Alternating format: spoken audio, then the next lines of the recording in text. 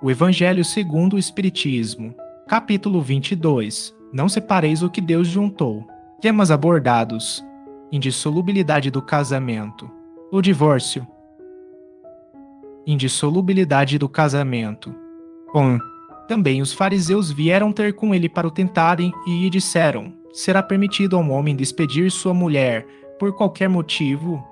Ele respondeu: não lestes que aquele que criou o homem desde o princípio os criou macho e fêmea, e disse: por esta razão, o homem deixará seu pai e sua mãe e se ligará à sua mulher, e não farão os dois senão uma só carne? Assim, já não serão duas, mas uma só carne. Não separe, pois, o homem o que Deus juntou. Porque, então, retrucaram eles, ordenava Moisés que o marido desse à sua mulher um escrito de separação e a despedisse. Jesus respondeu: foi por causa da dureza do vosso coração que Moisés permitiu despedisseis vossas mulheres, mas, no começo, não foi assim. Por isso eu vos declaro que aquele que despede sua mulher, a não ser em caso de adultério, e desposa outra, comete adultério, e que aquele que desposa a mulher que outro despediu também comete adultério. Mateus, capítulo 19, versículos de 3 a 9. 2. Imutável só o que vem de Deus. Tudo o que é obra dos homens está sujeito à mudança. As leis da natureza são as mesmas em todos os tempos e em todos os países. As leis humanas mudam segundo os tempos, os lugares e o progresso da inteligência. No casamento, o que é de ordem divina é a união dos sexos, para que se opere a substituição dos seres que morrem, mas as condições que regulam essa união são de tal modo humanas, que não há, no mundo inteiro, nem mesmo na cristandade, dois países onde elas sejam absolutamente idênticas, e nenhum onde não hajam, com o tempo, sofrido mudanças. Daí resulta que, em face da lei civil, o que é legítimo num país e em dada época é adultério noutro país e noutra época, isso pela razão de que a lei civil tem por fim regular os interesses das famílias, interesses que variam segundo os costumes e as necessidades locais. Assim, por exemplo, que em certos países o casamento religioso é o único legítimo, noutros é necessário, além desse, o casamento civil. Noutros, finalmente, este último casamento basta. 3. Mas, na união dos sexos, a par da lei divina material, comum a todos os seres vivos, há outra lei divina, imutável como todas as leis de Deus, exclusivamente moral, a lei de amor. Quis Deus que os seres se unissem não só pelos laços da carne, mas também pelos da alma, a fim de que a afeição mútua dos esposos se lhes transmitisse aos filhos e que fossem dois, e não somente a amá-los, a cuidar deles e a fazê-los progredir. Nas condições ordinárias do casamento, a lei de amor é tida em consideração? De modo nenhum. Não se leva em conta a afeição de dois seres que, por sentimentos recíprocos, se atraem um para o outro, visto que, as mais das vezes, essa afeição é rompida. O de que se cogita não é da satisfação do coração, e sim da do orgulho, da vaidade, da cupidez, numa palavra, de todos os interesses materiais. Quando tudo vai pelo melhor consoante esses interesses, disse que o casamento é de conveniência e, quando as bolsas estão bem aquinhoadas, disse que os esposos igualmente o são e muito felizes são de ser. Nem a lei civil, porém, nem os compromissos que ela faz se contraiam, podem suprir a lei do amor se esta não preside à união, resultando, frequentemente, separarem-se por si mesmos os que à força se uniram. Torna-se um perjúrio, se pronunciado como fórmula banal, o juramento feito ao pé do altar.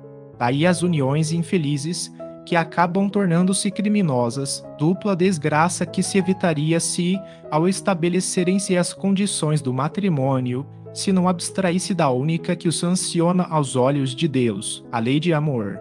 Ao dizer Deus, não sereis senão uma só carne, e quando Jesus disse, não separeis o que Deus uniu, essas palavras se devem entender com referência à união segundo a lei imutável de Deus, e não segundo a lei imutável dos homens. 4. Será então supérfluo a lei civil e dever-se-á volver aos casamentos segundo a natureza? Não, de certo. A lei civil tem por fim regular as relações sociais e os interesses das famílias de acordo com as exigências da civilização, por isso é útil, necessária, mas variável. Deve ser previdente, porque o homem civilizado não pode viver como selvagem nada, entretanto, nada absolutamente se opõe a que ela seja um corolário da lei de Deus. Os obstáculos ao cumprimento da lei divina promanam dos prejuízos e não da lei civil. Esses prejuízos, se bem ainda vivazes, já perderam muito do seu predomínio no seio dos povos esclarecidos. Desaparecerão com o progresso moral que, por fim, abrirá os olhos aos homens para os males sem conto, as faltas, mesmo os crimes que decorrem das uniões contraídas com vistas unicamente nos interesses materiais. Um dia perguntar-se-á o que é mais humano, mais caridoso, mais moral, se encadearam ao outro dois seres que não podem viver juntos, se restituir-lhes a liberdade, se a perspectiva de uma cadeia indissolúvel não aumenta o número de uniões irregulares. O divórcio. 5. O divórcio é a lei humana que tem por objeto separar legalmente o que já, de fato, está separado.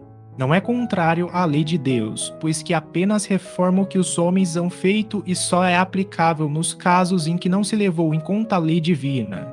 Se fosse contrário a essa lei, a própria Igreja seria obrigada a considerar prevaricadores aqueles de seus chefes que, por autoridade própria e em nome da religião, dão imposto o divórcio em mais de uma ocasião. E dupla seria aí a prevaricação, porque, nesses casos, o divórcio é objetivado unicamente em interesses materiais e não a satisfação da lei de amor. Nem mesmo Jesus consagrou a indissolubilidade absoluta do casamento. Não disse ele: foi por causa da dureza dos vossos corações que Moisés permitiu despedisseis vossas mulheres. Isso significa que, já ao tempo de Moisés, não sendo a afeição mútua a única determinante do casamento, a separação podia tornar-se necessária.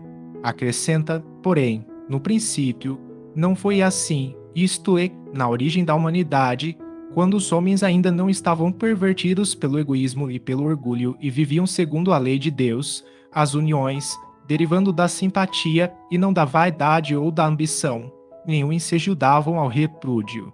Vai mais longe, especifica o caso em que pode dar-se o repúdio, o de adultério. Ora, não existe adultério onde reina sincera afeição recíproca. É verdade que ele proíbe ao homem desposar a mulher repudiada, mas cumpre se tenham em vista os costumes e o caráter dos homens daquela época. A lei mosaica, nesse caso, prescrevia a lapidação. Querendo abolir um uso bárbaro, precisou de uma penalidade que o substituísse e a encontrou no opróbrio que adviria da proibição de um segundo casamento. Era, de certo modo, uma lei civil substituída por outra lei civil, mas que, como todas as leis dessa natureza, tinha de passar pela prova do tempo.